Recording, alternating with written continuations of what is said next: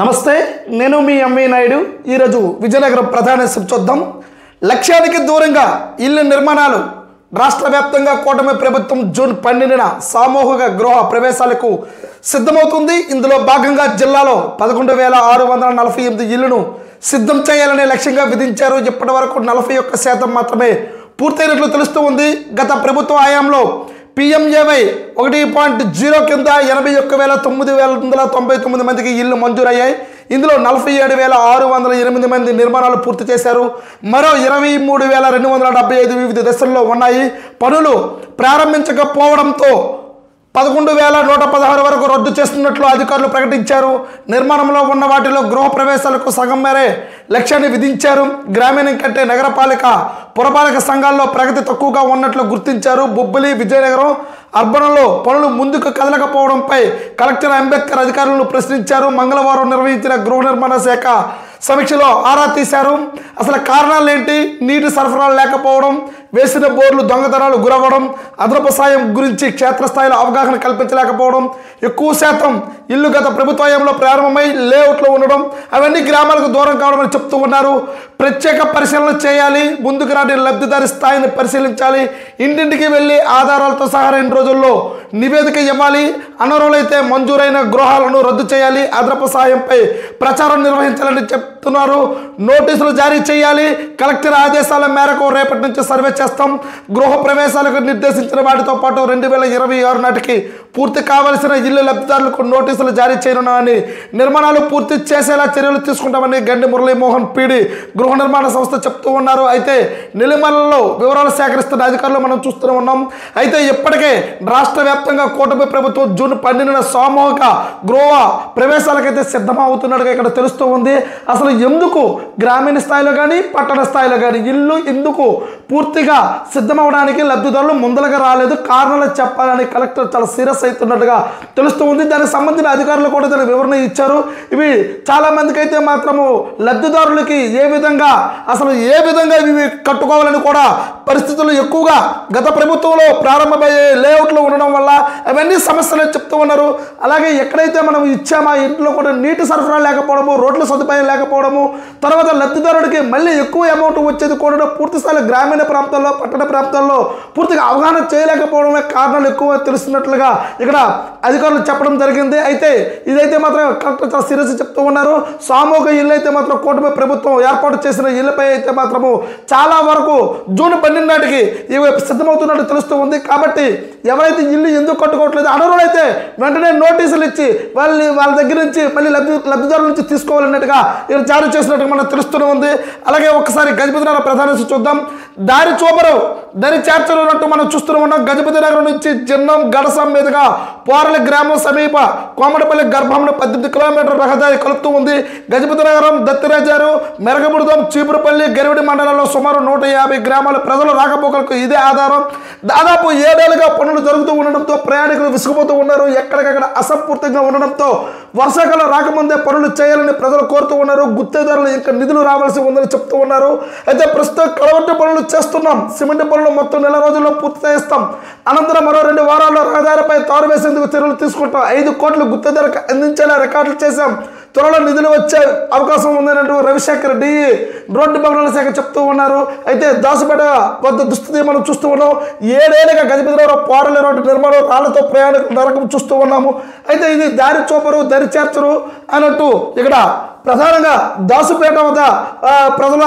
అవనియండి గడసం ప్రజలు అవనియండి చాలా నరకం ఏర్పడుతూ ఉంది ఇక్కడ 150 గ్రామాలకైతే మాత్రము అనుసంధానంగా ఉన్న ఈ రోడ్లు పూర్తి స్థాయిలో వేయలేకపోవడంతో గత ప్రభుత్వం కానీ ఇప్పుడైతే మాత్రము అధికారులు చెప్తూ ఉన్నారు 5 కోట్ల వరకు అయితే రికార్డ్ చేసాం ఖచ్చితంగా కూటమి ప్రభుత్వంలో అయితే ఇప్పుడు ఏం చేయాలన్నా సరే ఎక్కువ ఆస్కారం అయితే లేదు ఇక్కడ రికార్డ్ చేసాం ఇక్కడ రోడ్లు వేస్తామన్నాను కూడా ఇప్పుడు వచ్చేది వర్షాకాలం కాబట్టి ఏది ఏమైనప్పుడు కూడా ఇక్కడ 150 గ్రామాల ప్రజలు ఇబ్బంది పడుతూ ఉన్నట్టుగా ఇక్కడ మనకు తెలుస్తూనే ఉంది అలాగే రాజంలో ఒక ప్రధాన చూద్దాం నీటిలో రక్షసి ఒంటలనే నెక్కేసి బాధితులకు మందులు అందజేస్తున్న వైద్య సిబ్బంది రాజం నియోజకవర్గంలోని 25 గ్రామాల్లో ఫ్లోరైడ్ ప్రభావం ఉన్నట్లు తేలింది ఈ గ్రామాల్లో ఏకంగా 1.5 ppm కంటే ఎక్కువగా ఉన్నట్లు తేల్చారు రాజం రేగిడి వంగర సంతగడ్డి మండలాల్లో గ్రామాల్లో మొత్తం 88 మంది అనుమానిత బాధితులు గుర్తించారు వీరిలో 30 మంది పిల్లలు ఉన్నారు. 3 చిన్నారులతో సహా 9 మందికి డెంటల్ ఫ్లోరోసిస్ ఉన్నట్లు తేల్చారు. మరో 2కు ఫ్లోరోసిస్ ఉన్నట్లు తెలిపారు. వివరాలు జిల్లా వైద్య శాఖ మంగళవారం ప్రకటించింది. నీరు, ఆహారం ద్వారా అధిక మోతాదులో ఫ్లోరైడ్ శరీరాలకు పోవడంతో ఏర్పడే అనారోగ్యాన్ని ఫ్లోరోసిస్ అంటారు. ఫ్లోరైడ్ ప్రభావంతో దంతాలపై ఎనిమల్ పొర దెబ్బతింటూ ఉంటుంది. ఫ్లోరైడ్ కారక నీరు తాగితే కిడ్నీలకు ఇన్ఫెక్షన్ గురవుతాయి. వెన్నెముక దెబ్బతిని వంగిపోతూ ఉంది. నీటిలో ఉండే 15 మూలకాలతో పాటు బెరీలియం, నైట్రేట్ తదితర ప్రమాద కారకాలు మనిషి ఆరోగ్యాన్ని దెబ్బతీస్తాయి. గర్భిణీలు ఈ నీరు తాగితే బిడ్డ మెదడుపై ప్రభావం పడుతూ ఉంటుంది. కీళ్ళు అరిగిపోతాయి. ఫ్లోరోసిస్ సోకిన వ్యక్తి కింద పడిపోయి ఎముకలు విరిగిపోతాయని చెప్తూ ఉన్నారు. జిల్లాలోని రాజం, సంతకాటి, వంగర, ఆంధ్ర వరుసలో ఉన్న 25 గ్రామాల్లో ఫ్లోరైడ్ ముప్పు ఉంచి ఉందని నీటిలో అధిక శాతం కలుస్తున్నట్లు గుర్తించిన డిఎంహెచ్ఓ జమలారావు తెలిపారు. ఇప్పటికే 3 పిల్లలు, 6 పెద్దలు డెంటల్ ఫ్లోరోసిస్ వ్యాధిని బారిపడ్డారని, మరో 2కి స్కెలిటన్ ఫ్లోరోసిస్ సోకిందని అన్నారు. బాధితులకు మందులు అందిస్తున్నామని, నడవలేని వారికి వీల్ చైర్ ఇచ్చామని అన్నారు. ఇప్పటికే ప్రభావిత గ్రామాల్లో ప్రాంతాల్లో అవగాహన కల్పిస్తున్నామని, ఎలాంటి పదార్థాలు తీసుకోవాలో, ఏం తినకూడదు కూడా చెప్తున్నట్టు తెలుస్తూ ఉంది. అలాగే విటమిన్ సి తక్కువగా ఉండడంతోనే పట్టి పీడిస్తున్న ఫ్లోరైడ్ చూస్తూ ఉన్నాం. నీరు, ఆహార పదార్థాల్లో నిర్ణీత మోతాదుకి మించి ఫ్లోరైడ్ ఉండటం, ఉష్ణ వాతావరణం, అధిక శారీరక శ్రమతో ఫ్లోరైడ్ నీటిని తాగడం, కాలుష్యం సంబంధించిన వ్యాధులతో ఫ్లోరైడ్ కారకాల్లో ఎముకలు నిలిచిపోవడం, మంచినీళ్ళు స్వల్పంగా కనిపించే మూలకాలు స్ట్రానియం, యురేనియంతో పాటు అల్యూమినియం ఎక్కువగా ఉండడం ప్రభావం మరింత పెరుగుతూ ఉంటుంది. ఫ్లోరైడ్ ప్రభావం బయటపడడంతో వైద్య శాఖ అప్రమత్తమైన గ్రామాల్లో అవగాహన కార్యక్రమాలు చేపడుతూ ఉంది. బాధితులకు వైద్య సేవలు అందించడంతో పాటు ఆహార నియమాలు, జాగ్రత్తలు వివరిస్తూ ఉన్నారు. సి విటమిన్ లభించే పండ్లు, ఆకుకూరలు, పాలు, గుడ్లు, కాలుష్యం లభించే పదార్థాలను తీసుకోవడం ద్వారా ఫ్లోరైడ్ను నియంత్రించవచ్చు. రక్షిత తాగునీటిను అందించేలా ప్రభుత్వం చర్యలు తీసుకుంటుందని చూస్తున్నాం. అయితే నీటిలో రక్కసి, ఒంటిలో నెక్కేసి అన్నట్టుగా మనం ఇక్కడ చూస్తూ ఉన్నాం. ఫ్లోరైడ్ అయితే మాత్రం ఇది చాలా ప్రమాదకరంగా ఇక్కడ మారుతూ ఉంది. ఇది రాజం నియోజకవర్గంలోని విజృంభించడంతో అప్రమత్తమవుతున్నారు అధికారులు. ఇప్పటికే జిల్లా అధికారులు అయితే మాత్రము దానికి సంబంధించిన అధికారులందరూ అప్రమత్తమయ్యి నమూనాలు కూడా సేకరించారు. కొంతమందికి అయితే మాత్రం బయటపడడంతోనే అక్కడ కలుషితమైన నీరు, దానికి సంబంధించిన ప్రోటీనియం ఏమేమి తీసుకోవాలో అధికారులు ఇలాంటి ఉన్న వాటిని అయితే మాత్రం ఖచ్చితంగా వైద్య నిపుణులు ఒక సలహా తీసుకోవాలన్నట్టుగా ఇక్కడ జీవనాన్ని చెప్తున్నారుగా మనకు తెలుస్తూనే ఉంది. అలాగే ఒకసారి విజయనగరంలోని ఒకసారి ప్రధాన చూద్దాం. కౌలు రైతుకు 150 కోట్ల రుణాలు అధికారులతో సమీక్షిస్తున్న కలెక్టర్ జేసీ. జిల్లాలో ఈ ఏడాది 16,500 మందికి కౌలు రైతులకు జూన్ 7వ తేదీలోపు గుర్తింపు కార్డులు జారీ చేయాలని కలెక్టర్ అంబేద్కర్ ఆదేశించారు. 150 కోట్ల రుణాలు ఇవ్వాలని స్పష్టం చేశారు. మంగళవారం తహసీల్దార్ వ్యవసాయ అధికారులతో సమావేశం నిర్వహించారు. వర్షాలు పడుతున్నందున ఖరీఫ్ సాగు ప్రారంభమయ్యేలా చూడాలన్నారు. విత్తనాలు, ఎరువులు సిద్ధంగా ఉంచాలన్నారు. అన్నదాత సుఖీభవ పథకానికి 4,89,116 మంది రైతుల వివరాలకు తనిఖీ చేసి అర్హుల జాబితాను 2 రోజుల్లో పూర్తి చేయాలన్నారు. పరిష్కార వేదికను వచ్చిన రెవెన్యూ దరఖాస్తుల్లో 1,017 పెండింగ్లో ఉన్నాయని, వాటిని పరిష్కరించేలా చూడాలని జేసీ సేతుమాధన్ కలెక్టర్ అధికారులతో సమీక్షిస్తున్నట్టు మనకు తెలుస్తూ ఉంది. అయితే కౌలు రైతులకైతే 150 కోట్ల రూపాయలు రుణాలు అయితే మాత్రం మంజూరు అవుతున్నట్లుగా తెలుస్తూ ఉంది. అయితే వీటిని జారీ చేయాలి. దీనికి గుర్తింపు కౌలు రైతులకైతే మాత్రం గుర్తింపు కార్డులు కూడా సిద్ధం చేయాలన్నట్టుగా అధికారులకు ఇక్కడ చెప్తూ ఉన్నట్టుగా తెలుస్తూ ఉంది. వచ్చేది ఖరీఫ్ పంటకైతే మాత్రం విత్తనాలు, అలాగే రైతులకు ఎటువంటి ఇబ్బంది లేకుండా అయితే మాత్రము దిశ నిర్దేశం చేస్తున్నారు కలెక్టర్ అంబేద్కర్. అలాగే బొబ్బులను ఒక ప్రధాన విషయం చూద్దాం. అన్నదాత గుండెల్లో పిడుగు, పొద్దుపోయే వరకు పొలంలో తోడుండేవి, పలుగు పారా చేతి పెడితే దుక్కుదిని సాయం చేసేవి, పంట భారం వస్తూ బతుకుబండి ఇచ్చేవి. కానీ మాయదారి పిడిగా రైతును అనాదర చేసింది. కన్నబిడ్డలో చూసుకున్న ఎద్దులు కడతేర్చింది.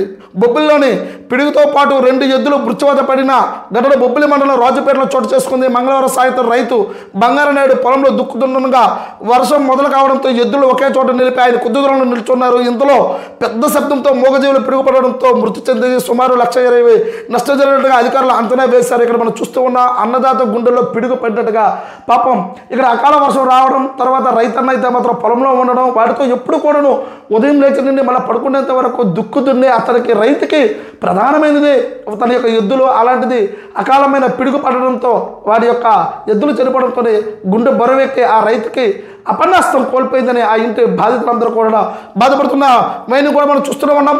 అలాగే ఒకసారి విజయనగరం బొబ్బులు ప్రధాన చూద్దాం. చినుకు పడితే వణుకుతూ ఉన్నాయి. పట్టణాల్లో ఏటా ముంపు సమస్య. వర్షాలు వస్తే చాలు పట్టణాలు చిగురుటాకుల్లా వణుకుతూ ఉన్నాయి. అస్తవ్యస్త కాలువలు, పూడికలతో నిండిన గడ్డలు, వాగులు, రక్షణ గట్టులు లేని నీటి వనరుల ప్రవాహం సక్రమంగా లేక ఏటా జనవాసాలకు వరదలు ముంచేస్తూ ఉన్నాయి. చెరువు గర్భాలు, గడ్డ, కాలువ గట్ల అక్రమ నిర్మాణాలే దీనికి కారణం. జిల్లాలో పట్టణాల పరిస్థితి ఇందుకే నిదర్శనం. విజయనగరం జిల్లా పెద్ద చెరువు నుంచి వరద నీరు వెళ్లే దారి లేక వినాయక నగర్, నాయుడు కాలనీ, భవాన్ నగర్, పద్మావతి నగర్, వెంకటేశ్వర కాలనీ, నటరాజ్, సముద్ర నగర్ కాలనీలో ముంచెత్తొస్తుంది. అదనపు నీటిపారుదలకు వీలుగా కాలువ నిర్మాణానికి 14 ఆర్థిక సంఘం నిధులు 3.50 కోట్లతో ప్రతిపాదించిన గత ప్రభుత్వం పనులు చేపట్టలేదు. గత ఏడాది కాలువల పనులు నగరపాలక సంస్థ 15 లక్షలు వెచ్చించిన ఫలితం లేదు. ఈసారి 19.63 కిలోమీటర్లు కాలువతో పూడిక చేతకు 9.97 లక్షల టెండర్లతో పిలిచారు. నగరంలోని చాలా ప్రాంతాల్లో ఈ సమస్య ఉంది. ముంపు ప్రాంతాల్లో సర్వీస్ వేయించామని ఆ మేరకు చర్యలు చేపట్టేందుకు ప్రణాళిక రూపొందించామని కమిషనర్ నల్లనయ్య తెలిపారు. రాజా పురపాలకలో మురుగునీటి వ్యవస్థ సక్రమంగా లేదు. గెడ్డలు కుదించుకుపోయాయి. వానొస్తే వరదొస్తే రోడ్లపై పోటెత్తుతూ ఉంది. సారథి గెడ్డ మల్లమ్మ చెరువు గెడ్డలు విస్తీర్ణం తగ్గాయి. 50 అడుగులు వెడల్పున ఉండే మల్లమ్మ చెరువు గెడ్డ 4 అడుగులకు కిందకు కుదించి కాలువ నిర్మాణంతో వరద పొంగుతూ ఉంది. రోడ్డు పనుల్లో మట్టు వదిలేయడంతో వర్షం కురిస్తే రాజా పాలకొండ రోడ్డు సంద్రాన్ని తలపిస్తూ ఉంటుంది. స్థానికులు రాపోతూ ఉన్నారు. ఆక్రమణలు తొలగిస్తామని అధికారులు చెప్పినా కార్యరూపం దాల్చలేదు. లోతట్టు ప్రాంతాల్లో వరదొస్తుంది. డ్రైనేజీ నిర్మాణానికి ప్రతిపాదనలు చేస్తున్నామని కమిషనర్ అప్పలనాయుడు చెప్తూ ఉన్నారు. అలాగే వాన పడితే బొబ్బిలి పట్టణంలో బొబ్బిలి పాత బొబ్బిలికి వెళ్లే రహదారి చెరువులా మారుతుంది. మల్లంపేట రైల్వే వంతుల దిగువ పాత Bobbili, SC colony, Naidu colony, దాడితల్లికి కాలనీ, ఇంద్రమ్మ, రాజామహల్ కాలనీ, జగనన్న కాలనీలో ముంచేస్తూ ఉంది. పట్టణం మీదంగా వెళ్లే గెడ్డలు ఛానల్ స్థల ఆక్రమణకు గురి కావడంతో వరద నీరు రోడ్డుకు ప్రవహిస్తుంది. జలవనరుల శాఖ మధ్య సమన్వయం లేకపోవడమే దీనికి కారణం. ఎమ్మెల్యే బేబీనేని గతంలో సూచనలు ఇచ్చిన ఫలితం లేదు. ఆక్రమణకు గురైన కలవట్లో పూడికి తొలగించాం. మరికొన్ని చోట్ల ఆక్రమణలు తొలగించాం. మిగిలిన చర్యలు తీసుకుంటామని కమిషనర్ పురపాలక రామలక్ష్మణ్ చెప్తూ ఉన్నారు. వరద నీరులో మళ్లిస్తున్న పురపాలక అధికారులు చూస్తున్నాం. ఇక్కడ పాత చిత్రం చూస్తున్నాం. అయితే ఇక్కడ విజయనగరమనే కాదు, రాజామనే కాదు, గజపతినగరమే కాదు, 7 నియోజకవర్గాల్లోనే కాదు, ప్రతి దగ్గర కూడాను ఎందుకు ఒకేసారి వర్షం వచ్చిందంటే, అకాల వర్షాలు వచ్చాయంటే ఎందుకు మనకి ఇప్పుడు పాటికైతే యాక్చువల్గా మనకు వర్షాలు పడితే వర్షం పడితే కాలువల నుంచి మన యొక్క చెరువుల్లో నుంచి నదుల్లో నుంచి సముద్రంలోకి వెళ్ళిపోయేవి. కానీ ఇప్పుడు ఎందుకు ఎక్కడ పడితే అక్కడే వాటర్ ఎందుకు నిలబడిపోతుంది? కారణం ఏంటి? ప్రధానంగా అయితే ఆక్రమణలకు చెరువులు గురయ్యాయి, గడ్డలు గురయ్యాయి. ఇక్కడ మనం కట్టే బిల్డింగ్లన్నీ కూడా కొన్ని వందల అంతస్తులు మనం కట్టేస్తే మనం చెరువులు ఆక్రమణ చేస్తున్నప్పుడు ఆ నీరు ఎటు వెళ్ళాలి, ఎటు పళ్ళం ఉంటే అటు వెళ్ళిపోవాలి. కానీ ఆ పరిస్థితి లేదు. ఇప్పుడు ఒక బిల్డింగ్ కట్టేటప్పుడు అది పై స్థాయిలో ఉండేటప్పుడు కింద ఫ్లోర్ వాడు అయితే చాలా ఇబ్బంది పడుతూ ఉంటాడు. అది ఎవరు కూడా అధికారులు ఎందుకు ఇన్ని పర్మిషన్ ఇచ్చిన తర్వాత ఇప్పుడు లబోదీపమైనా సరే అసలు చేతులెత్తేసిన పరిస్థితి ఇప్పుడు ఎక్కడే కాదు, ఎక్కడ చూసినదే. కానీ ఇప్పుడు వస్తున్న వర్షాకాలం విషయంలో అయితే మాత్రం ఎప్పటికైనా సరే అధికారులు అప్రమత్తం అవ్వకపోతే మాత్రము ఇక్కడ కింద మధ్యతరగతి పేదవారు అయితే ఇబ్బంది పడతారు. కాబట్టి ఖచ్చితంగా ఎప్పటికైనా సరే ప్లానింగ్ ఇచ్చేటప్పటికైనా అధికారులు అప్రమత్తం అవ్వాల్సిన పరిస్థితి ఉంది.